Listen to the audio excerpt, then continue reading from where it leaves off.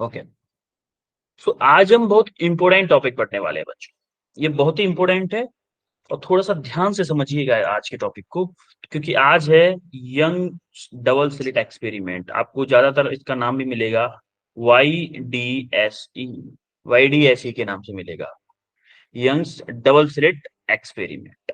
तो इसको जरा ध्यान से देखिएगा आज आज की क्लास में, ठीक है। आगे बढ़ते हैं। तो आज हम क्या क्या करने वाले हैं, इंटरफेरेंस करेंगे, interference of light, type of interference करेंगे, और एक करेंगे हम क्या, यंग्स डबल स्लिट एक्सपेरिमेंट, और कुछ यंग डबल स्लिट एक्सपेरिमेंट का कुछ क्वेश्चंस करेंगे, और एक क्वेश्चन हम इंटरफेरेंस का भी करेंगे। तो बिना किसी देरी के स्टार्ट करते हैं। सबसे पहले मुझे इस क्वेश्चन का आंसर करो, what is mathematical formula for resultant amplitude of a final wave after superposition when two waves are in same phase. जब दो वेव सेम फेज में होती थी तो ए का फॉर्मूला क्या होता था? A1 plus A2 A1 plus, exactly. हमारा मेन फॉर्मूला क्या होता था? A1 square plus A2 square plus 2A1 A2 cos theta. देखो यहाँ पे A1 A2 ले लिया है, किसी को किसी जगह पे क्या करेगा, फर्स्ट वेव का जो एम्पलीट्यूड ले लेगा वो A1 ले लेगा, ए ले लेगा, और दूसरी का क्या ले लेगा, बी ले लेगा। तो कहीं क्या करेगा, कैपिटल A1 A2 ले लेगा, कैपिटल A1 A2 ले लेगा। वो उसके हमें कंफ्यूज नहीं होना है कभी भी, क्योंकि एग्जाम में क्या दे सकता है क्या नहीं दे सकता हमें नहीं पता। हमें सिर्फ कंसेप्ट से रहना है कि अगर मेरा मान लेते हैं दो वेव्स का A1 और A2 है, तो जब हमारा सेम फेज में होता था, मतलब थीटा क्या होता था, सेम फेज में थीटा क्या होता था, सेम फेज में 0 डिग्री, 0 डिग्री होता था। यहाँ पे 0 डिग्री पुट करेंगे तो हमारा ये जीरो कॉस जीरो की 1 हो जाएगी। तो वो नीचे अंदर की तरफ A1 प्लस A2 का होल स्क्वायर का फॉर्मूला बनेगा, होल स्क्वायर से अंडर रूट हट जाएगा, तो हमारा क्या फॉर्मूला आ जाएगा, A equal to A1 plus A2। क्या यही हमारा A मैक्स भी होता था? yes sir है। सिमिलरली आप देखोगे mathematical formula for when opposite phase में होते तब क्या होता था, A1 अपोजिट फेज square में plus A2 square minus 2A1 A2 cos theta minus होता था। लेकिन जब सेम अपोजिट फेज में होते थे थीटा क्या होता था हमारा, 180 डिग्री, 180 डिग्री। तो हम 180 डिग्री होता था तो कॉस की जगह 180 डिग्री पुट करें तो यहाँ पे माइनस आ जाता था, माइनस आया था अंडर रूट में, उसको अंदर क्या हो जाता, अंदर क्या हो जाता था, ए माइनस बी का होल स्क्वायर बन जाता था, तो बाहर आके क्या हो जाता, a minus b, sorry A1 minus A2 हो जाता। सिमिलरली हमने पढ़ा था कोहेरेंट सोर्स। कोई बताएगा कोहेरेंट सोर्स क्या था, क्या होता था? so two sources of light जिनकी फ्रीक्वेंसी सेम होती थी और वो सेम फेज में होते थे इन कांस्टेंट सेम फेज में होते थे वो विद रेस्पेक्ट टू टाइम, उनका फेज टाइम के साथ साथ चेंज नहीं होता था, या फिर बोलूं कि phase does not depends on time, यही था ना। Sources of light whose frequency या फिर मैं बोलूं wavelength are same and the phase difference between the waves, जो फेज डिफरेंस था between the waves remain constant with respect to time, हमेशा कांस्टेंट रहता था टाइम के रेस्पेक्ट में। ऐसा नहीं होता था कि अभी मान लो फेज डिफरेंस 30 डिग्री है, 2 सेकंड बाद 50 डिग्री हो गया, 2 सेकंड बाद फिर 1 सेकंड बाद मान लो 45 हो गया, 60 हो गया, 80 हो गया, चेंज नहीं होगा टाइम के रेस्पेक्ट में, चेंज नहीं होगा। सर वीडियो नहीं की है, टाइम के रेस्पेक्ट में चेंज नहीं होगा। आ रही बात समझ में? यस ब्रो ठीक है। तो अब जरा आप, अब हम आते हैं main interference of wave. Interference के वर्ड कैसे क्या समझते हो? इंटरफेयर, इंटरफेयर से मतलब समझते हो यार मेरे काम में ना इंटरफेयर मत कर, ऐसे बोलते हैं कि नहीं? यस सर बोलते हैं ना भाई मेरे काम में इंटरफेयर मत करना बिल्कुल भी। इंटरफेयर का मतलब है कि दो वेव्स को, जैसे हम सुपर वो करते थे, सुपर पोजिशन किया था हमने, सुपर पोजिशन थ्योरम पढ़ी थी कल लास्ट क्लास में, यस सर पढ़ी थी ना। सेम टू सेम है यहाँ पे, बस क्या है, एनर्जी का लेन देन होने, किसका होने वाला है, एनर्जी का होने वाला। जैसे मान लो ये हमारी इस वेव की एनर्जी है E1 है, इस जगह पे -E1 होगी, इस जगह +E1, इस जगह -E1। तो ये हमारी कोई सेकंड वेव है जिसकी एनर्जी E2 है, ठीक है। तो जब हम दोनों को सुपर इम्पोज करेंगे तो क्या सेम वे में जो हमने सुपर पोजिशन थ्योरम पढ़ी थी, क्या कितनी आएगी, E1 + E2, same to same है। सेम टू सेम जो हमारी एम्पलीट्यूड के लिए थी, एम्पलीट्यूड के लिए यही तो थी, सेम फेज में। क्या ये सेम फेज में है दोनों, कि जिस जगह पे ब्लू वाली ऊपर जा रही है उसी जगह पे रेड वाली ऊपर जा रही है, या फिर मैं बोलूं किस में है ये, सेम फेज में है, सेम फेज में है कि नहीं है? Yes sir. Yes, sir. ये सेम फेज में है तो हमारा सेम टू सेम एम्पलीट्यूड भी कुछ होता था, yes sir. Same to same. अगर ये अपोजिट फेज में हो तो, अपोजिट फेज में हो तो क्या हो जाएगा बेटा, बताओ? E1 minus E1 E2। minus E2. yes, E1 minus E2, same to same E1 minus E2, E1 minus E2। अब सेम टू सेम, अब इसमें क्या क्या है देखो, ये जो रेड है वो फर्स्ट वेव है, ये सेकंड है, ग्रीन वाली रिजल्टेंट वेव है, और ये आपकी रेफरेंस लाइन, इसको दिखा दिया बस। तो हमारी मेन वो क्या होता है, डेफिनेशन क्या होती है, the phenomena of one wave interfering with another wave, एक वेव का दूसरी के साथ इंटरफेयर करना, and resultant redistribution of energy. दोनों की एनर्जी कुछ कुछ थी, मान लो एक की बढ़ रही थी ऊपर, दूसरी वाली की भी बढ़ रही थी। अब इनका रीडिस्ट्रीब्यूशन एनर्जी का होने का प्रोसेस, रीडिस्ट्रीब्यूशन होके कितनी हो गई, E1 प्लस E2 हो गई, E1 प्लस E2 हो गई। और इसी प्रोसेस को हम क्या बोलते हैं, इंटरफेरेंस ऑफ वेव्स। एक्चुअली में हम इसको देख चुके थे सुपरपोजिशन में, देख चुके थे, नहीं देख चुके इस प्रोसेस को, लेकिन Yes, sir. सुपरपोजिशन में हमने Yes, देखा था sir. एम्पलीट्यूड के लिए, एम्पलीट्यूड के लिए देखा था, बस इतना फर्क है, उसके अलावा कोई फर्क नहीं। अब इसके लिए हमारा, इसका फॉर्मूला क्या था एम्पलीट्यूड का, ये था E1 प्लस E2 था। सिमिलरली इसके लिए क्या था, E1 माइनस E2 था कि नहीं था? Yes, Yes, sir. sir. ठीक है। इंटरफेरेंस दो टाइप का होता है, जो ऊपर वाला एक ये, इसको भी इंटरफेरेंस बोल रहे हैं, इसको भी इंटरफेरेंस बोल रहे हैं। इसका मतलब ऊपर वाले को अलग इंटरफेरेंस का नाम दिया गया और नीचे वाले को अलग इंटरफेरेंस का नाम दिया गया।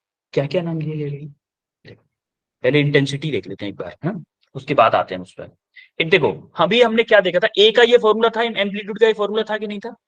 Yes, sir. Question, Yes, sir. Amplitude का ये फॉर्मूला था हमारा, ये हमें पता है एम्पलीट्यूड का फॉर्मूला ये होता था, जो कि हम लास्ट क्लास में देख चुके थे। और हमें एक चीज और बता दूं कि जो एम्पलीट्यूड, जो इंटेंसिटी होती है ना, इंटेंसिटी वो डायरेक्टली प्रोपोर्शनल होती है ए स्क्वायर की, डायरेक्टली प्रोपोर्शनल किसकी होती है, ए स्क्वायर की। अगर ये रिजल्टेंट एम्पलीट्यूड है तो ये भी रिजल्टेंट इंटेंसिटी है, ठीक है। अब जब इंटेंसिटी की बात आई तो हमने देखा कि intensity is proportional to square of amplitude, directly proportional. तो क्या मैं आई मेरा ए स्क्वायर के डायरेक्टली प्रोपोर्शनल ना, ये अंडर रूट के अंदर है, ये आपके अंडर रूट के अंदर है, तो क्या इसके इक्वल हो जाएगी a square plus b square plus 2ab cos theta. ये तो यहाँ पे क्या है, फर्स्ट वेव की एम्पलीट्यूड, एम्पलीट्यूड माना है इसने, एम्पलीट्यूड क्या है, ए है। सेकंड वेव का एम्पलीट्यूड क्या है इसमें, बी है। समझ पा रही बात? Yes, sir. तो Yes, sir. Yes, तो देखो sir. अब हमें, मुझे निकालना क्या है, हमें निकालना है अच्छा हमें एक चीज और पता है, ए मैक्स पता है हमें, मैक्सिमम एम्पलीट्यूड कितना होता था, मैक्सिमम ए प्लस भी होता था ना, और मिनिमम कितना Yes, होता था, sir. मिनिमम कितना होता था, a minus B A minus होता था B। कि नहीं? ठीक है, इससे हमें ज्यादा मतलब है नहीं। अब हमें हमें चाहिए मेनली क्या, एम्पलीट्यूड चाहिए। अब देखो क्या मैं यहाँ पे बोल सकता हूँ कि आई को क्या लिख सकता हूँ, यहाँ पर आई को क्या लिख सकता हूँ, A square। ए स्क्वायर लिख सकता हूँ।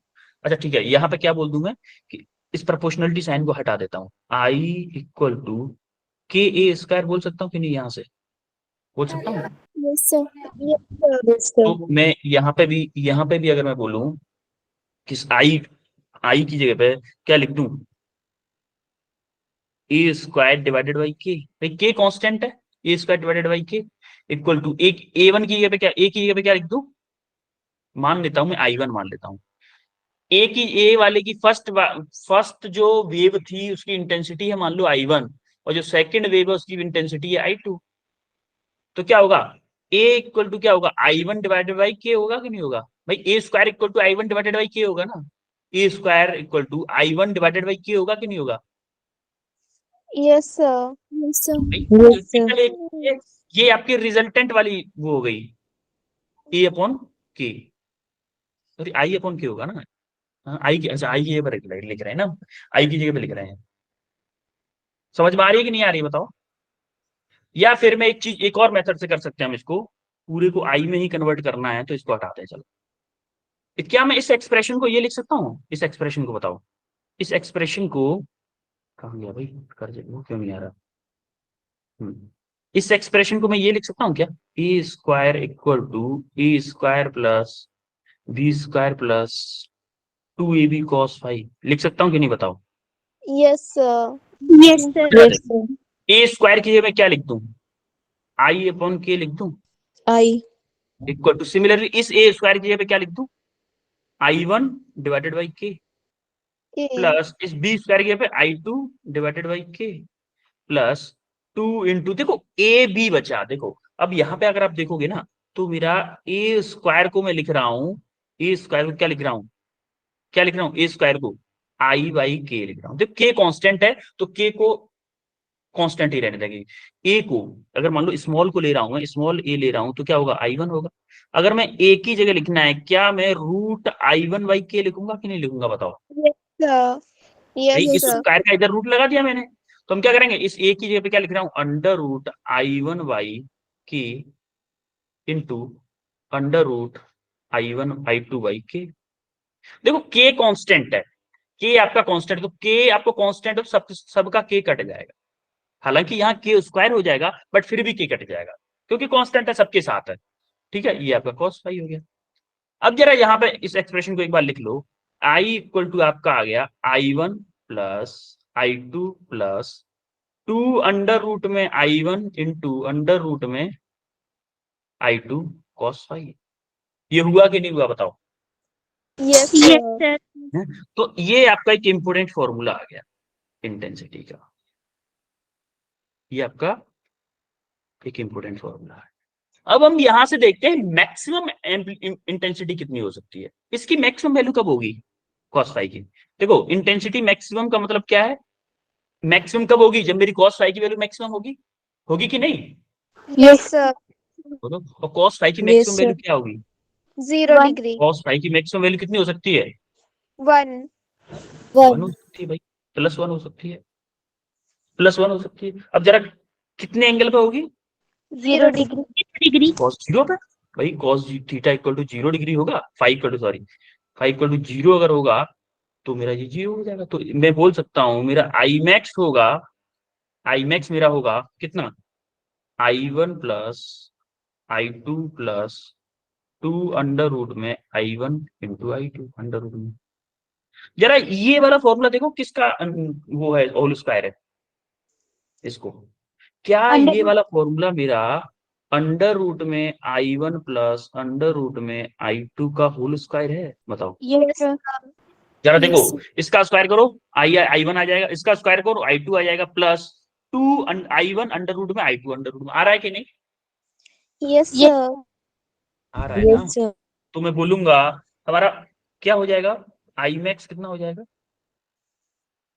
कितना हो जाएगा, अंडर रूट में I one minus under root में आई टू का होल स्क्वायर। होगा कि नहीं? Yes sir. Yes, sir. किसी को कोई दिक्कत यहाँ तक? अच्छा प्लस होगा ना, प्लस का साइन होगा, किसी को कोई दिक्कत? No sir. Sir. Similarly No, similarly हमारा ये मिनिमम कब होगा भाई, मिनिमम कब होगा? अगर मैं मिनिमम बोलूं, फॉर मिनिमम, मिनिमम के लिए थीटा की वैल्यू क्या होनी चाहिए? -1। मिनिमम के लिए cos फाइव की वैल्यू कितनी होनी चाहिए, -1 होनी चाहिए। -1 कितने पे होगी, जब फाइव आपका कितना होगा, 90। 180 बेटा degree. 90 180 पे +1 होती है, तो सॉरी 0 होती है 90 पे, 180 डिग्री पे। तो इसका 180 डिग्री करोगे तो देखो माइनस आ जाएगा इस जगह पे, तो आई मैक्स कितना हो जाएगा, नाउ कलर चेंज कर देता हूँ एक बार, तो आई आई मिनिमम कितना हो जाएगा, I one plus I two minus 2 under root में I one into under root में आई टू। होगा कि नहीं? यस बोलो। सर। अब देखो ये वाला आपको किसी का स्क्वायर दिख रहा है क्या?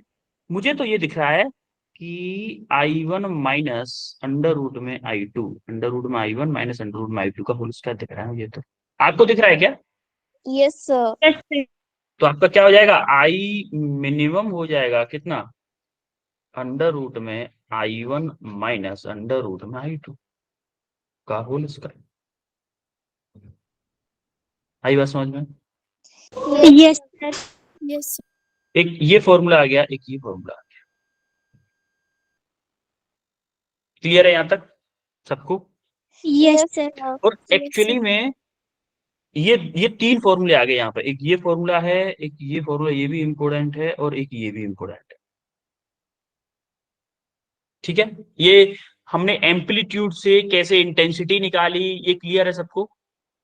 Yes, sir. Yes, sir. Yes, sir. ठीक है, अब हम आते हैं जो हम अभी छोड़ के आए थे कि जो हमारा इंटरफेरेंस था उसके दो तरह का था, जो हम देख चुके हैं एक्चुअली में, जब फेज सेम हो, जब फेज डिफरेंस हो। इसका मतलब है एक बार आएगा क्या मैक्सिमम, एक आएगा मिनिमम। मैक्सिमम जो होता था उसको हम बोलते हैं क्या, कंस्ट्रक्टिव इंटरफेरेंस। ध्यान रखिए ये बहुत इंपॉर्टेंट है, आज की क्लास का सबसे इंपॉर्टेंट टॉपिक मान लीजिए इसको। जो यंग डबल स्लिट एक्सपेरिमेंट पढ़ोगे ना उसमें बहुत ज्यादा यूज में आएगा ये कंस्ट्रक्टिव इंटरफेरेंस। कंस्ट्रक्टिव इंटरफेरेंस का मतलब क्या है? कंस्ट्रक्टिव इंटरफेरेंस का मतलब है, for constructive interference I should be maximum intensity. ये देखो मैंने आई शुड बी मैक्सिमम बोला, मैंने यहाँ पे लिख भी दिया है, इंटेंसिटी और क्या, एम्पलीट्यूड। या तो इंटेंसिटी मैक्सिमम हो या एम्पलीट्यूड मैक्सिमम हो। और इसलिए इंटेंसिटी के लिए, तो इंटेंसिटी का फॉर्मूला बताओ यार, कितना था, I1 plus I2 plus 2 under root में I1 इंटू अंडर रूट में I2 cos फाई था कि नहीं था, बताओ। Yes, sir. Yes, sir. और हम इसको ये भी ले सकते हैं कि एम्पलीट्यूड के लिए भी ले सकते हैं, क्योंकि कॉस दोनों के लिए सेम है। एम्पलीट्यूड के लिए भी ले सकते हैं, मान लो A1 का स्क्वायर प्लस A2 का square plus 2A1 A2 cos phi, ये भी ले सकते हैं, कोई दिक्कत नहीं है, क्योंकि A भी मैक्सिमम उसी टाइम पे होगा और I भी मैक्सिमम उसी टाइम पे होगा। अच्छा, मैक्सिमम के लिए कब हो सकती है I की वैल्यू मैक्सिमम, जब मेरा cos फाई मैक्सिमम होगा कि नहीं? Yes, sir. Yes, sir. जब मेरा cos फाई मैक्सिमम होगा तभी जाके क्या हो सकता है, ये कंस्ट्रक्टिव इंटरफेरेंस मैक्सिमम हो सकता है। अगर मैक्सिमम हो सकता, क्या ये वाली कंडीशन मेरी सेम फेज वाली है क्या? Yes, sir. भाई आपको अगर याद हो तो ये वाली एक्चुअल में कंडीशन कंस्ट्रक्टिव इंटरफेरेंस क्या था, सेम फेज वाला है। सेम फेज वाला है मतलब जब आपकी वेव दोनों सेम फेज में होंगी तब आपका कंस्ट्रक्टिव इंटरफेरेंस होगा। तो अभी हमने देखा कि ये जो फाई है +1 वैल्यू है, +1 किसका होता है, फाई वो सॉरी cos फाई, +1 का कितने कब होता है, कितने पे होता है, Zero Zero +1 degree. 0 डिग्री पे, degree. 0 पे होता है, और फिर 360. 360 पे, 360 यानी कि 2 पाई का डिफरेंस होता है। 2 पाई का डिफरेंस होता है कि नहीं होता है, 0 से पहले 0 पे हो रहा है, फिर 360 पे हो रहा है, यानी कि 2 पाई बोल दो इसको 360 को। Yes, sir. Yes, sir. फिर कितने पे हो रहा है, फिर कितने पे हो रहा है, 4 पाई पे हो रहा है, फिर कितने Yes, पे हो रहा sir. है, 8 पाई पे हो रहा है, 8 पे 6 पे होगा, सॉरी 6 pipe. होगा कि नहीं, Yes, sir. Yes, sir. फिर 8 पाई पे होगा। तो ऐसे करके क्या हमारा ये कोई इवन नंबर आ रहा है, 0 2 4 6 8 10 12 14 18 14 16 18 ऐसा कुछ नंबर आएगा क्या? Yes. Yes, sir. तो हमने क्या किया, इस फॉर्म को चेंज कर दिया किसमें, 2n पाई में। 2n पाई मतलब अगर मैं n की वैल्यू 1 रखूं, अगर फर्स्ट कंस्ट्रक्टिव इंटरफेरेंस की वैल्यू निकालनी है मुझे किस एंगल पे होगा, तो मैं बोल दूंगा 2n पाई, n की वैल्यू 1 रख दो, 2 पाई पे होगा भैया। n की वैल्यू 2 रख दो, कितने पे होगा, 4 पाई पे होगा। n की वैल्यू 3 रख दो, 6 पाई पे होगा। n की वैल्यू 50 रख दो तो कितने पे होगा, 100 पाई पे होगा कि नहीं कंस्ट्रक्टिव इंटरफेरेंस? Yes, sir. और एक्चुअली जब हम YDSE करेंगे, यंग डबल स्लिट एक्सपेरिमेंट करेंगे, तब इसमें कंस्ट्रक्टिव इंटरफेरेंस की वजह से ही हमारी क्या फ्रिंजेस बनेंगी। ब्राइट फ्रिंजेस जो बनेगी वो कंस्ट्रक्टिव इंटरफेरेंस की वजह से बनेगी, और डार्क फ्रिंज बनेगी वो डिस्ट्रक्टिव की वजह से बनेगी। तो हमारी जो वैल्यू हो रही है वो कितने पे हो रही है, +1 जो cos फाई की वैल्यू कितने पे, 0 पे, 2 पाई पे, 4 पाई पे, 6 पाई। जहां पे इस फॉर्मूले में n की वैल्यू क्या पुट कर सकते हैं, n इक्वल टू 0 1 2 3 4 है, कुछ भी पुट कर सकते हैं। समझ में आ रही बात इसमें? Yes. ठीक है। सिमिलरली हमारा आता है डिस्ट्रक्टिव इंटरफेरेंस। अच्छा देखो, इस कंस्ट्रक्टिव इंटरफेरेंस में एक और फॉर्मूला होता था, क्या, डेल्टा। डेल्टा क्या क्या है ये, पाथ डिफरेंस। क्या है ये, देखो फाई था फेज डिफरेंस और डेल्टा होता है पाथ डिफरेंस। पाथ डिफरेंस का फॉर्मूला होता है two lambda upon 2 pi into 5, lambda upon 2 pi into 5। याद रखना कंस्ट्रक्टिव इंटरफेरेंस में ये फॉर्मूला सबके लिए है, कंस्ट्रक्टिव हो चाहे डिस्ट्रक्टिव हो, दोनों के लिए है। Path difference equal to lambda upon 2 pi into 5, और 5 की वैल्यू यहां से 2n पाई डाल दो। 2n पाई और 5 की वैल्यू डाली तो lambda upon 2 pi into 2n पाई, तो कितना आ जाएगा, 2 पाई से ये देखो 2 कट जाएगा, पाई कट जाएगा, तो कितना बचेगा, lambda equal to n pi. ये हमारा फॉर्मूला आ गया, सॉरी लेमडा बोलो delta, delta equal to n lambda, delta equal to n lambda. लेमडा क्या है बेटा, wavelength of the light. Lambda क्या है, वेवलेंथ ऑफ लाइट। लाइट। आ रही समझ में बात? यस। बेटे हवा लग रही है कि नहीं, ये फॉर्मूला नया है। हाँ ठीक, सेम टू सेम हमारा क्या होगा कंस्ट्रक्टिव। देखो ये आईमैक्स है जो हमने अभी कैलकुलेट किया था, क्या ये आईमैक्स वाली कंडीशन थी भाई? आईमैक्स में Yes, भी यही तो sir. लगाया था हमने, यही तो लगाया था अभी, वो फॉर्मूला बस दिखा दिया यहाँ पर। सिमिलरली आता है हमारा डिस्ट्रक्टिव इंटरफेरेंस। डिस्ट्रक्टिव में क्या होगा बेटा, डिस्ट्रक्टिव में हमारी इंटेंसिटी या फिर एम्पलीट्यूड क्या होगा, मिनिमम होगा। कैसा होगा, मिनिमम होगा। Minimum. जब ये मिनिमम होगा इसका मतलब हमारी कॉस फाई की वैल्यू क्या होनी चाहिए, -1, क्योंकि कॉस फाई की वैल्यू मिनिमम वैल्यू -1 होती है। और -1 कितने कितने पे हो सकती है, कितने कितने पे हो सकती है -1, 180. 180. 180 पे, और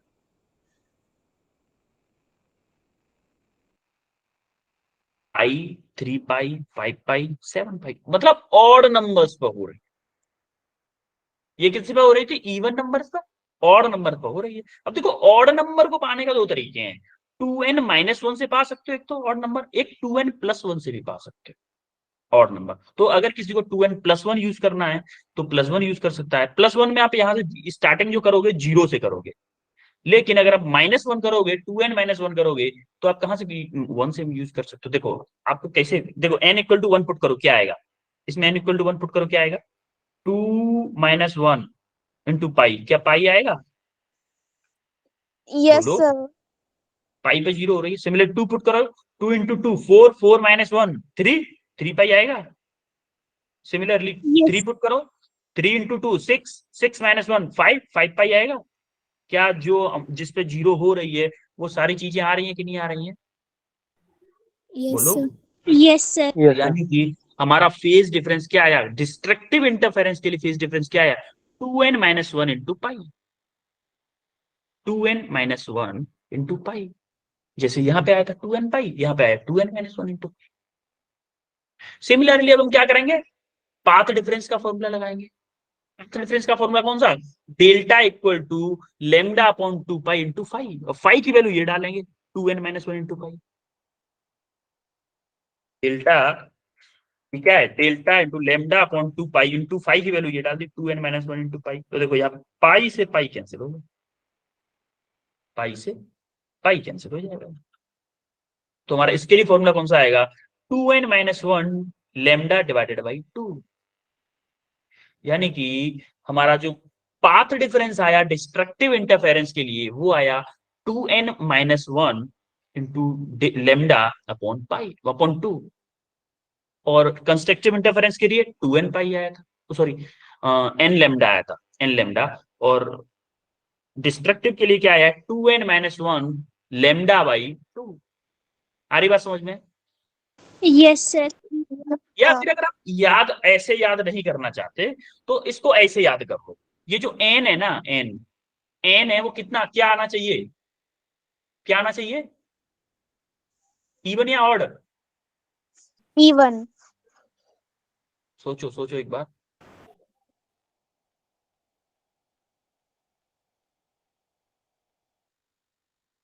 अरे n ये है ना 0 1 2 3 4, कुछ भी पुट करो यहाँ पे। फर्स्ट फ्रिंज के लिए पाथ डिफरेंस पूछ रहा है, फर्स्ट 1 2 3 4 5, और यहाँ पे आना चाहिए था और यहाँ पे आना चाहिए था इवन, तो हमारा वहां से आ गया था। 2 का मल्टीप्लाई कर, किसी भी नंबर में 2 का मल्टीप्लाई करोगे वो इवन हो जाएगा कि नहीं हो जाएगा?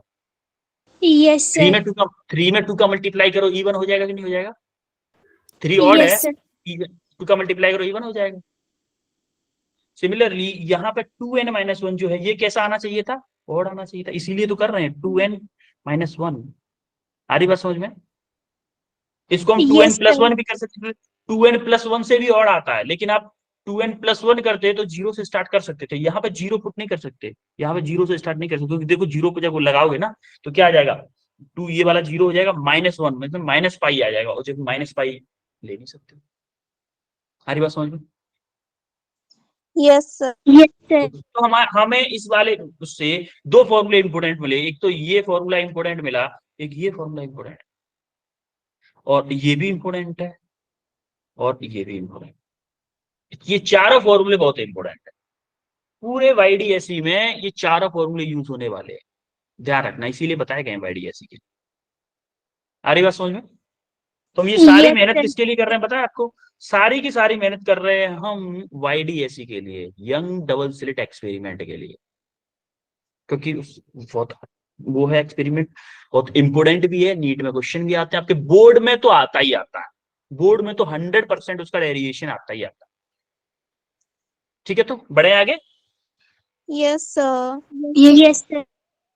ये मिनिमम वाला आई का फॉर्मूला। अब ये देखो, ये सारी चीजें अभी तक जितनी भी हम पढ़े हैं उसको मैंने एक एक शीट पे बना दिया है, जो कि आपको पढ़ने में आसानी होगी। Constructive, destructive. कंस्ट्रक्टिव क्या होता है, डिस्ट्रक्टिव क्या होता है, उसमें 5 = 0 लेते हैं, 0 लेते थे, और 2n पाई होता था, उसमें 5 क्या लेते थे, 180 लेते थे, 2n-1 पाई होता था, n = 1 2 3 4। यहाँ पे n = क्या होता था, यहाँ पे n = क्या होता था, 0, अरे 0 नहीं होता था, यस और नो Yes, बोलो। sir. Yes, sir. Similarly path difference क्या लेते थे, n लैम्डा होता था, पाथ डिफरेंस का 2n-1 × λ/2 होता था। अरे ये सारी चीजें वही हैं, देखो n लैम्डा है कि नहीं Yes, है? sir. 0 से शुरू हो रहा, हाँ सॉरी 0 से शुरू हो रहा था, ये 0 से शुरू होगा, ये 1 से शुरू होगा, डिस्ट्रक्टिव 1 से शुरू होगा, कंस्ट्रक्टिव 0 से, या ये भी 0 से शुरू हो सकता है, अगर आप 2n+1 ले लो, आपकी मर्जी है, 0 2n+1 भी ले सकते हो। यहाँ पे कोई किसी बुक में अगर आपको 2n+1 मिल जाए डिस्ट्रक्टिव के लिए तो बोल देना, ऐसा भी कर सकते हैं, ये मत सोचना सर ने गलत करवाया है। Yes, कुछ लोग बोलो सर आप गलत पढ़ा रहे थे आपने ऐसा करवाया, गलत नहीं है बेटा, वो भी हो सकता है। तो जो सारी चीजें अभी तक हमने की हैं, अगर मेरा A1 A2 दोनों इंटेंसिटी दोनों सेम हो जाती हैं तो A मिनिमम 0 होगा, ये सारी चीजें हम अभी तक कर चुके हैं। जितनी इंटेंसिटी या A मैक्स का फॉर्मूला हम ये देख चुके थे, ये वाला फॉर्मूला भी देख सकते हैं। अगर दोनों सेम हो गई, दोनों I1 और I2 दोनों सेम हो जाएंगी तो I0 के इक्वल हो जाएगा, तो I मैक्स मेरा 2I0 आएगा। सिमिलरली इंटेंसिटी के लिए ये तीनों फॉर्मूले इंटेंसिटी के लिए हैं, जो कि हम अभी कर चुके हैं, जस्ट पीछे कर चुके हैं। उन जो भी हमने पीछे किया है उस सबको एक शीट पे लगा दिया है बस, जिससे कि आपको पढ़ने में आसानी हो, जितना भी अभी तक पढ़ाया। आई बात समझ में? yes, sir. Yes, sir. Maximum जो था, मैक्सिमम तो था, अच्छा दोनों साइड मिनिमम मिनिमम कर दिया है क्या? ये मैक्सिमम है, मैक्सिमम जो था, क्या मेरा मैक्सिमम यही था ना, A1 + A2, अगर मेरा दोनों सेम हो जाएंगे तो 2A हो जाएगा ना, होगा कि नहीं होगा? Yes, sir. A1 और A2 इक्वल टू A0 के हो जाएंगे, A1 और A2 इक्वल टू A0 के हो जाएंगे तो A मैक्स 2A0 हो जाएगा। Similar A1 equal to A2 हो जाएंगे तो डिस्ट्रक्टिव में क्या हो जाएगा, मिनिमम 0 हो जाएगा, मैक्सिमम क्या हो जाएगा, 2A0 हो जाएगा। अगर दोनों सेम है तो कोहेरेंट सोर्स के लिए बोल सकते हो, अगर आप बात की जाए, अगर कोहेरेंट सोर्स के लिए, कोहेरेंट सोर्स में क्या दोनों सेम होंगे, दोनों सेम होंगे, 0 हो जाएगा, मिनिमम 0 हो जाएगा, मैक्सिमम क्या हो जाएगा, मैक्सिमम क्या हो जाएगा, 2A0 हो जाएगा। यही हम कल की क्लास में इंटेंसिटी डिस्ट्रीब्यूशन देखेंगे, कल जो हमारी नेक्स्ट क्लास होगी उसमें इंटेंसिटी डिस्ट्रीब्यूशन, उसमें हम आप देखोगे कि हमारी जो मिनिमम एनर्जी इंटेंसिटी है, मिनिमम इंटेंसिटी है वो 0 आ रही है, और मैक्सिमम इंटेंसिटी 2I0 है। ग्राफ में देखेंगे इंटेंसिटी डिस्ट्रीब्यूशन नेक्स्ट क्लास में, तो आप देखोगे क्यों क्यों है ऐसा, क्योंकि मेरा जो मैक्स का फॉर्मूला है I1 अंडर रूट में प्लस I2 अंडर रूट में का होल स्क्वायर है। अगर मेरा I1 equal to I2 equal to I0 है तो ये क्या हो जाएगा, अंडर रूट में I1 वो I प्लस अंडर रूट में I ये भी अंडर रूट में I, तो 2I हो जाएगा, ये होगा कि नहीं? Yes, अरे sir. टू रूट आई होगा ना, टू रूट आई, ये उसका स्क्वायर करना है तो कितना हो जाएगा 2I0। यस और नो? सिमिलरली अगर ये माइनस है तो Yes, sir. कैंसिल हो जाएगा एक दूसरे से। आगे बढ़े। Yes, sir. Yes, sir. ये जो भी है आपका अभी तक पढ़ा है उसका एक कलेक्टिव इंफॉर्मेशन का वो है, बस और कुछ नहीं है। ठीक है, तो अब आते क्वेश्चन पे। ये क्वेश्चन करो जरा, इंटेंसिटी के ऊपर क्वेश्चन है ये, जरा करो इसको।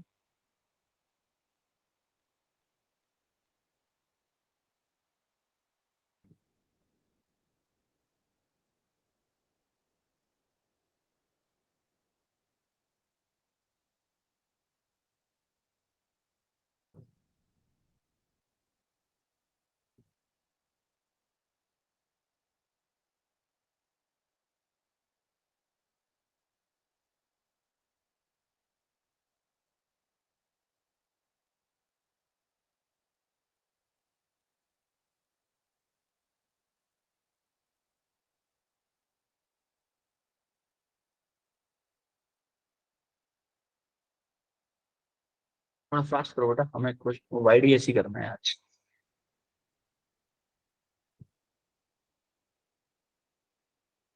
आपको दिया हुआ है intensity, maximum intensity divided by minimum intensity का रेशियो दिया है 16/9।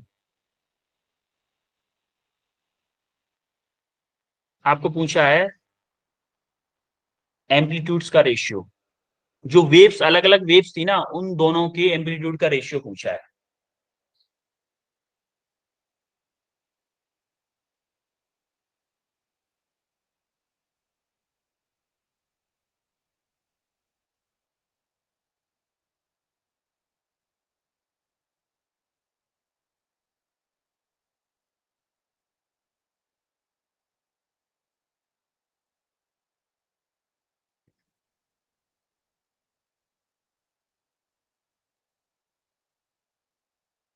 हुआ किसी का?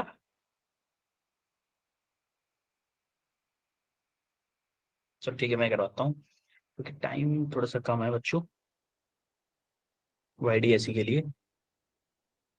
ठीक है,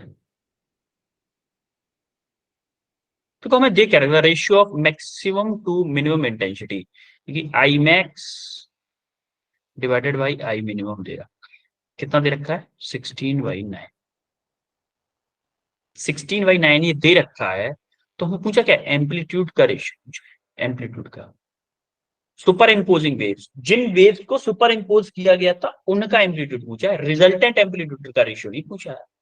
जो सुपर इम्पोज की गई थी, मान लेते हैं कि जो सुपर इम्पोज की गई थी उनका एम्पलीट्यूड थे A1 एंड A2, तो पहले तो रिजल्टेंट का इंटेंसिटी क्या होती थी, directly proportional to A square होती थी ना, होती थी Yes, कि नहीं? sir. Sir. तो मैं मैक्सिमम को क्या लिख सकता हूँ, A मैक्स का whole square divided by A minimum का होल स्क्वायर, लिख सकता हूँ कि नहीं, इक्वल टू Yes, 16/9।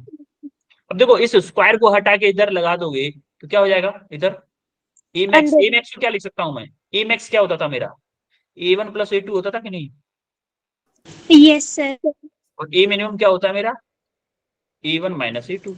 यस और नो? Minus ऊपर वाले को लिख दो मैं A1 plus A2 divided by A1 minus A2 equal to क्या होगा, ये क्या हो जाएगा 16/3, वो सॉरी 4/3, 4/3 हो जाएगा ना। Yes, sir. Yes, sir. अब देखो जरा 4/3 होगा, 3 का इधर मल्टीप्लाई कर दो, 4 का इधर कर दो, क्या हो जाएगा 3A1 plus 3A2 equal to 4A1 minus 4A2। Yes और no? Yes, Yes, sir. sir. तो A1 वाले को इधर रख लो, A2 वाले को उधर ले जाओ। A1 वाले को चाहे ऐसा करो, A1 को इधर ले जाओ, A2 को इधर ले आओ, चलो 3A2 plus 4A2 equal to 4A1 minus 3A1 हो रहा है, देखो Yes, sir. A2 को इधर ले आए, 4A2 को इधर ले आए, 3A1 को उधर भेज दिया, तो इधर से क्या बचेगा, 7A2 बचेगा, इक्वल टू क्या होगा, यहाँ पे ओनली A1 बचेगा, होगा कि नहीं? Yes.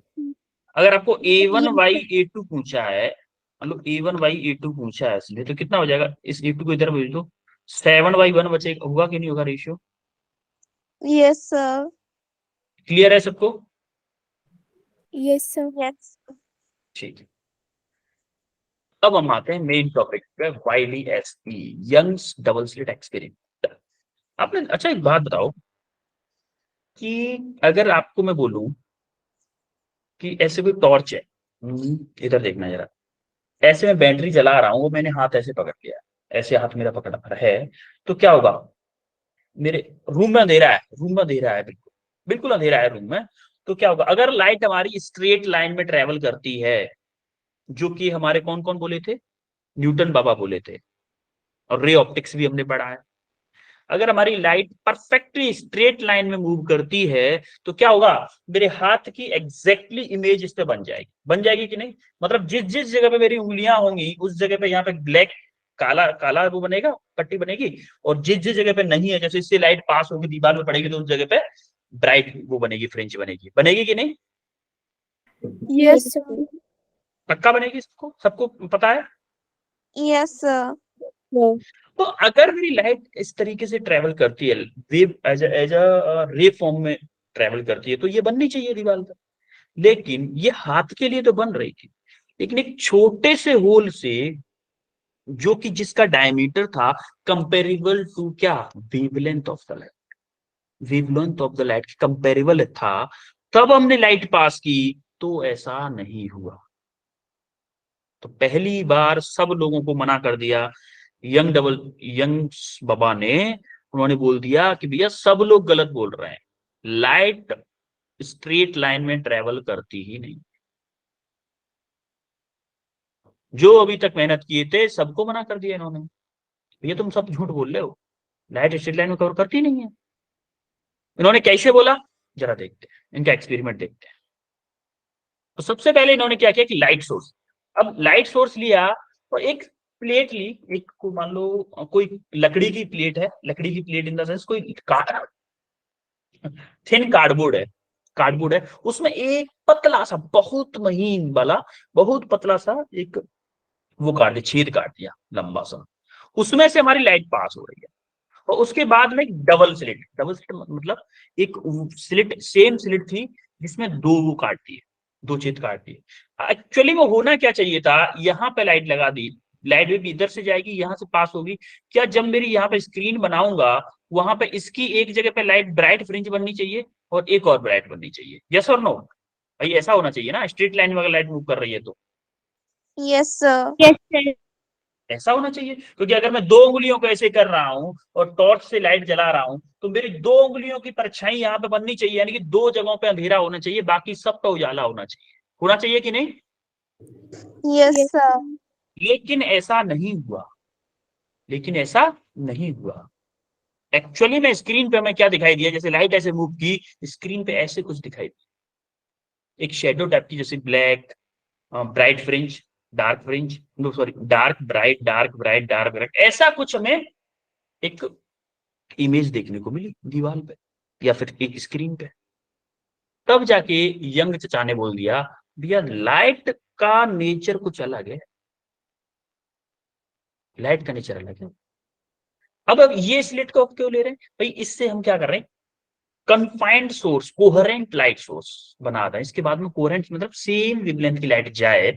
और क्या आपको याद है, एक कोई भी वेव फ्रंट पे जो पॉइंट होते हैं एज अ लाइट सोर्स की तरह बिहेव करते हैं, Yes, sir. अगर वेव, तो यहाँ पे जो वेव फ्रंट होगा, यहाँ पे वो एज अ लाइट सोर्स की तरह बिहेव करेंगे, तो उन सब की वेव इधर इधर जाएंगी। तो ये स्क्रीन कैसे बन रही है, इसको भी थोड़ा सा देखते हैं। ये तो था वो कि जो हमें दिखाना था कि उन्होंने ऐसे करके देखा, लेकिन जो एक्चुअल में डायग्राम जिसे हम कैलकुलेशन करने वाले हैं, वो डायग्राम अभी आने वाला है। जैसे ये है सोर्स पॉइंट, माना कि ये एक प्लेट ली जिसमें मैंने छोटे छोटे दो, ये प्लेट थी ऐसे ऐसे करके, इसमें बहुत लंबी लंबी दो वो बनाई थी, इस इफेक्ट को देखने के लिए ये बनाया था बस। एक्चुअली में कैलकुलेशन के लिए सेकंड वाला फिगर बनेगा, जिसमें एक कार्डबोर्ड में बहुत छोटे छोटे दो छेद होंगे, बहुत छोटे छोटे जो छेद होंगे, और ये दोनों छेद काफी पास में होंगे, इसमें दूर दिखा रहे हैं लेकिन बहुत ज्यादा पास में होंगे, बहुत ज्यादा पास में होंगे, उनका डायमीटर भी बहुत कम होगा, डायमीटर भी बहुत ज्यादा कम होगा। तो जब आप देखोगे ये लाइट जब यहां से ट्रेवल करेगी, यहां से लाइट आई, अब यहां से कोई लाइट आई है, उसका क्या होगा, वेव फ्रंट होगा। मान लो ये वेव फ्रंट था, स्फेरिकल वेव फ्रंट होंगे कि नहीं होंगे, लाइट पॉइंट सोर्स है तो Yes, sir. बेटा, पॉइंट सोर्स है तो स्फेरिकल वेव फ्रंट होंगे। तो ये से मान लो ये है कोई, यहाँ पे एक वेव फ्रंट था ये वाला, कि इस पे जो पॉइंट होंगे क्या वो एज अ इंडिविजुअल वर्क करेंगे कि नहीं करेंगे, Yes, sir. सेकेंडरी सोर्स की तरह। यहाँ पे एक था वो सेकेंडरी सोर्स की तरह काम करेगा, यहाँ पे भी एक था वो सेकेंडरी सोर्स की तरह काम करेगा। अब इन्होंने जैसे ही सेकेंडरी सोर्स की तरह काम किया, तो यहां से लाइट निकली, मान लेते हैं यहाँ एक पी पॉइंट था जिसपे जाके टकराई, वैसे तो सीधे भी टकराएगी जाके, यहाँ पे ओ पॉइंट पे भी टकराएगी, लेकिन हम कैलकुलेशन कर रहे हैं जनरल वाले। जैसे मान लेते हैं, चलो पहले एक ले लेते हैं कि यहां से जाके इस पॉइंट पे जाके टकराए, और एक यहां से जाके इस पॉइंट पे जाके यहाँ पे टकराए। क्या दोनों वाली S1 सोर्स से और S2 सोर्स से जब ओ पॉइंट पे लाइट पहुंच रही है, क्या इसमें कोई पाथ डिफरेंस है, पाथ रास्ते में, Yes, रास्ते sir. में कोई डिफरेंस है बेटा, नहीं है डिफरेंस। देखो ये जो है इस पॉइंट से डी वाई, मान लो ये वाली डिस्टेंस डी है तो ये dy2 का dy2 का है, ये वाला डिस्टेंस मान लो p है, लेकिन यहां से जो लाइट इस पॉइंट पे आ रही है, इस लाइट में कोई भी पाथ डिफरेंस नहीं है, इसमें कोई भी पाथ डिफरेंस। आप देखो ना, ये बीच में से है ये लाइन, ठीक है, यहां से लाइट ऐसे ट्रेवल करके गई है, और ये वाली S2 से भी लाइट ऐसे ट्रेवल करके गई है, तो इस वाली फ्रिंज के लिए पाथ डिफरेंस क्या है, 0 है। आ रही बात समझ में? Yes, sir. Yes. लेकिन हम पी पॉइंट क्यों ले रहे हैं, पी पॉइंट पर कंसीडर क्यों कर रहे हैं, हम एक जनरल फॉर्मेट निकालना चाह रहे हैं कि कोई भी पॉइंट हमारे सेंट्रल, इसको क्या बोलते हैं हम, सेंट्रल बोलते हैं इसको, ओ पॉइंट को। आ रही बात समझ में? बोलो। Yes, sir. ये जो जहां से सोर्स लाइट गिरा रहा था, उसके जस्ट सीध में अगर मैं देखूं, एक बात बताओ, मैं बता वैसे बताता हूँ, ऐसे समझ में नहीं आएगा। जैसे मान लो ये दो पॉइंट है, चलो ये यहां पे बन जाता हूँ स्क्रीन पे।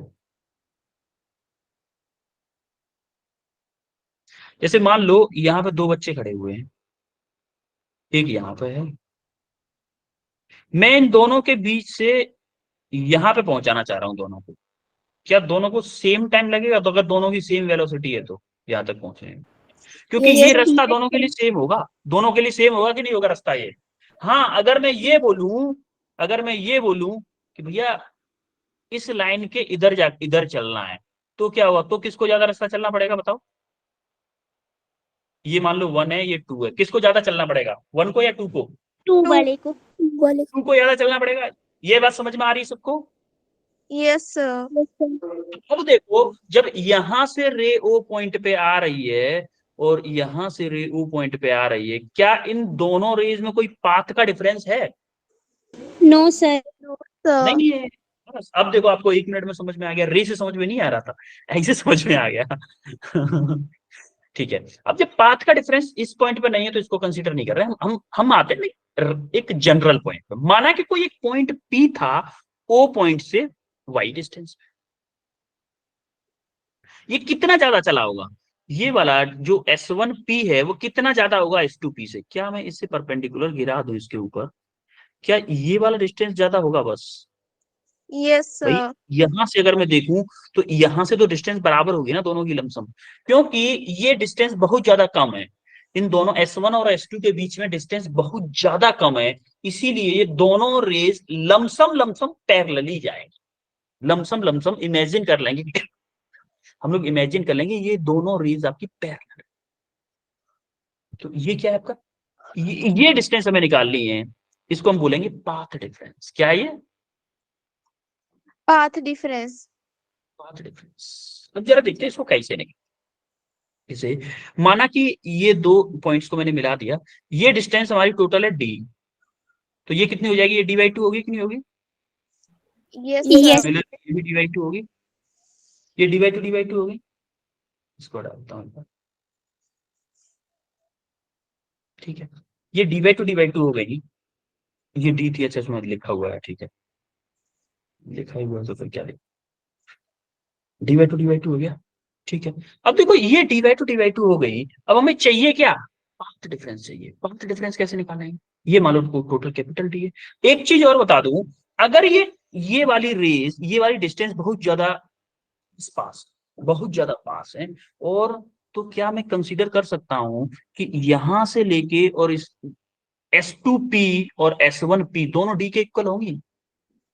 अगर ये एंगल बहुत छोटा है, देखो एंगल बहुत ज्यादा छोटा हो जाएगा, अगर ये वाला एंगल मान लो बहुत छोटा है, बहुत छोटा इन द सेंस कि ऐसे करके है, ऐसे करके, ऐसे करके है, ये एक्चुअली में ऐसे करके होती है, तो क्या क्लोज टू डी हो जाएगी ये वाली डिस्टेंस इसके, होगी कि नहीं होगी, Yes, sir. Close to D होती है। तो ये इस चीज का यूज हम अभी करेंगे थोड़ी देर में। तो पहले हम निकाल दे पाथ डिफरेंस। पाथ डिफरेंस कैसे निकाल सकते हैं, वो कोई बताएगा। अगर मैं पाथ डिफरेंस के लिए बोल दूं कि S2P में से माइनस कर दूं S1P को, तो क्या मेरी ये निकल आएगी, ये वाली डिस्टेंस निकल आएगी कि नहीं निकल आएगी। S2P में से S1P को माइनस कर दूं तो यह जो मैंने मार्क की है रेड से, क्या ये वाली डिस्टेंस निकल आएगी, यस Yes, सर। sir. बोलो, ये वाली डिस्टेंस इजीली निकल आएगी। अब जरा देखो इस वाली डिस्टेंस के लिए हम क्या करते हैं, इसको हटा देता हूं। तो इस डिस्टेंस के लिए हमने क्या किया, S2P minus S1P, delta, delta हमारा आगे कितना आ गया, S2P माइनस S1P। अब जरा S2P और S1P को देखो, S2P को मैं क्या लिख सकता हूँ, S2P को इस वाले ट्रायंगल को देखो यार, यहां से इस वाले ट्रायंगल बोलूं मैं, इसको बोल देता हूं OPQ बोल देता हूं, ट्रायंगल SQP को देखो, S2P को क्या मैं क्या लिख सकता हूं, S2P का whole square equal to D square plus P plus, देखो यहां से लेके यहां तक की डिस्टेंस क्या है, y सॉरी P बोल रहा हूं, y प्लस dy2 होगी कि नहीं होगी। तो इस वाले ट्रायंगल को देखो, ये y यहां तक है, dy2 प्लस होगी कि नहीं होगी इसमें, पाइथागोरस थ्योरम लगा रहा हूं, S2P का स्क्वायर इक्वल टू D का स्क्वायर प्लस PQ का स्क्वायर, होगा कि नहीं। तो लिख देता हूं एक बार, यस सर। S2P का स्क्वायर इक्वल टू D का स्क्वायर प्लस PQ का स्क्वायर। अब जरा D का स्क्वायर प्लस PQ क्या है मेरी, y प्लस dy2 है कि नहीं है इसका स्क्वायर, यस और नो, यस सर। बोलो। Yes. सिमिलरली अगर मुझे S1P चाहिए, S1P चाहिए तो मैं क्या करूंगा, S1P जरा देखो, इसको देखो। अब आप देखोगे ट्रायंगल, यहां से देखो S2 सॉरी S1P, इसको मान लो QR, S1QR, triangle S1QR, S1QR के लिए देखोगे तो क्या आएगा, देखो जरा S1QR के लिए पाइथागोरस थ्योरम लगाओ, S1P का स्क्वायर इक्वल टू S1P का square equal to D square, भाई हॉरिजॉन्टल डिस्टेंस तो सेम है ना दोनों की, D स्क्वायर प्लस क्या, देखो हमें चाहिए ये वाली डिस्टेंस, क्या मैं y माइनस के dy2 कर दूं इसके लिए, ये यस y है, सर। इसमें से dy2 माइनस कर दूं तो PR आ जाएगी, तो y माइनस के dy2 का होल स्क्वायर। क्लियर हुई यहां तक सबको, यस सर। है कोई दिक्कत, No, sir. ठीक है। अब आपको ये हमें S1P का स्क्वायर पता चल गया, S2P का स्क्वायर। अभी हमें क्या करना है, इस इक्वेशन में से इसको माइनस कर दो, मान लो ये इक्वेशन 1 है, ये इक्वेशन 2 है, इसमें से हमें क्या चाहिए, S2P माइनस के S1P चाहिए ना, इस इक्वेशन में से इसको माइनस कर दो, क्या होगा, S2P के स्क्वायर में से S1P का स्क्वायर माइनस कर दिया तो हमारा क्या होगा, D square plus y plus dy2 का होल स्क्वायर, ये वाली इक्वेशन वही है, minus D square plus y minus dy2 का होल स्क्वायर। आई बात समझ में, Yes, आ sir. रही है कि नहीं? अब जरा देखो, इसको जब देखोगे ना, इसको देखो जरा, इसको जरा ध्यान से देखो, देखो यहां से बचेगा D स्क्वायर प्लस, इसका होल स्क्वायर खोलो जरा, इसका होल स्क्वायर खोलो, D square plus y square plus D square by 4 into नहीं प्लस 2 कितना बचेगा 2d into D by two. अरे इसका a प्लस बी का होल स्क्वायर बोला है, इसका अंदर वाले का। सिमिलरली माइनस माइनस इसको देखो, माइनस के D square minus Y square minus D square by 4। देखो यहां से माइनस के 2ab आता था, माइनस के 2ab मतलब माइनस के 2 माइनस होगा, माइनस आ गए तो ये हो जाएगा प्लस, प्लस के 2d into D by two. अब देखो डी स्क्वायर से D square cancel, Y square से वाई स्क्वायर कैंसिल, डी की पावर 4, डी स्क्वायर बाई 4 से डी स्क्वायर बाई 4, यहाँ पे बचेगा 2d D by two plus ये प्लस का बचेगा और ये प्लस का बचेगा 2d डी बाई टू। बचेगा कि नहीं? यस और सर। किया हमने। अच्छा तो इसको क्या लिख सकता हूं मैं, s2p square minus s1p square को क्या लिख सकता हूं, a plus B, A square minus B square का फॉर्मूला, a प्लस बी और a माइनस बी लिख सकता हूं कि नहीं लिख सकता हूं, बताओ। Yes, sir. Yes sir.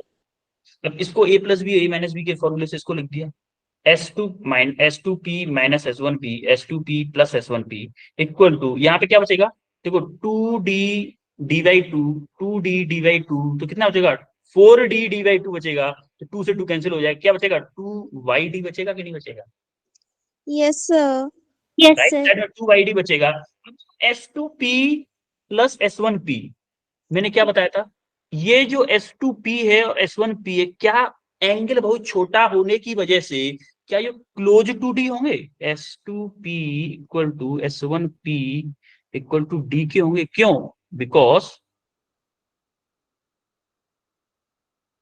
because theta is very small, yes or no? Yes sir. Yes, sir. Angle छोटा है इसीलिए ये दोनों उसके इक्वल होंगे, तो इन दोनों को हम क्या लिख सकते हैं 2d लिख सकता हूँ कि नहीं लिख सकता हूँ इसको भाई, s2p s1p को मैं 2d लिख सकता हूँ, एक तो d ये हो गया, एक d ये हो गया, 2d हो गया। Yes sir. Yes, sir. और ये देखो s2p माइनस s1p क्या है, मेरा डेल्टा है कि नहीं है, ये मेरा डेल्टा है कि नहीं है, Yes, यस sir. सर। ये मेरा डेल्टा है और ये क्या है मेरा 2d के इक्वल है, 2 कैपिटल डी, तो हमारा क्या आएगा delta into 2d equal to 2yd, तो हमारा डेल्टा क्या आ जाएगा 2 से 2 कैंसिल हो जाएगा, डेल्टा आ गया yd डिवाइडेड बाई डी। ये मोस्ट इंपोर्टेंट फॉर्मूला आ गया, most important formula for from YDSC। आई बात समझ में? Yes, sir. Yes sir. तो इसका काफी पार्ट अभी छूट रह गया है क्योंकि अभी टाइम बहुत कम है, तो इसको हम कंटिन्यू करेंगे नेक्स्ट क्लास में, ठीक है बच्चों? Yes sir. तो इसको कंटिन्यू करेंगे हम नेक्स्ट क्लास में, और इसको रिवाइज करके आइएगा। मैं इसका आपको इस वाली स्लाइड को भी भेजूंगा, इसके अगले वाला ये पोजीशन ऑफ ब्राइट फ्रिंजेस, ये सेम टू सेम पिछले वाले की तरह है, इसमें कोई खास बात नहीं है। पोजीशन ऑफ ब्राइट फ्रिंजेस के लिए इसको एक बार देखेंगे ध्यान से, मैं लेकिन भेज दूंगा इसको आपके पास, ठीक है? पढ़ के आइएगा, नेक्स्ट क्लास में आपको अच्छे से एक्सप्लेन करूंगा इस चीज को, ठीक है? और कुछ क्वेश्चंस भी हैं, क्वेश्चंस नहीं भेजूंगा, लेकिन होमवर्क में आपको इंटरफेरेंस का ही भेजूंगा, उसका YDSC का नहीं भेजूंगा आज। अब बताओ हमने क्या क्या पढ़ा है आज? Interference of waves. इंटरफेरेंस पढ़ा है, इंटरफेरेंस कितने टाइप का पढ़ा था, constructive and Destructive. Destructive. Destructive, और क्या पढ़ा? Conditions for constructive and destructive interference of waves. हाँ कंडीशन भी पढ़ी थी, ठीक है, Young's double slit experiment. Conditions की थी, और क्या किया था, इंटेंसिटी का फॉर्मूला देखा था, Yes, sir. इंटेंसिटी फॉर्मूला देखा था, और यंग्स डबल स्लिट एक्सपेरिमेंट।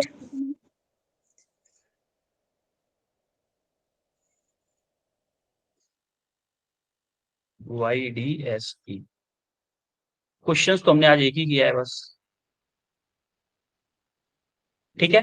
फिर अब हम इस क्लास को फिर से YDSE से शुरू करेंगे, डोंट वरी अबाउट इट, फिर से YDSE से शुरू करेंगे, और अच्छे से, क्योंकि YDSE से क्वेश्चन आता, हमें मिस नहीं करना है इसमें कुछ, हम भले ही द्वारा कर लेंगे कोई दिक्कत नहीं, लेकिन YDSE से क्वेश्चन आता है, बहुत इजी क्वेश्चन आता है, इसीलिए उसको बहुत अच्छे से करना है, ठीक है। और नेक्स्ट क्लास में रिवाइज करके आओगे।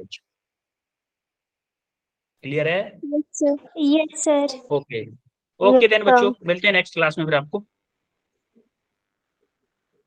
Bye, sir. Bye Bye, sir. Thank you, sir. Bye, sir. Bye, Thank you, sir. Bye, sir.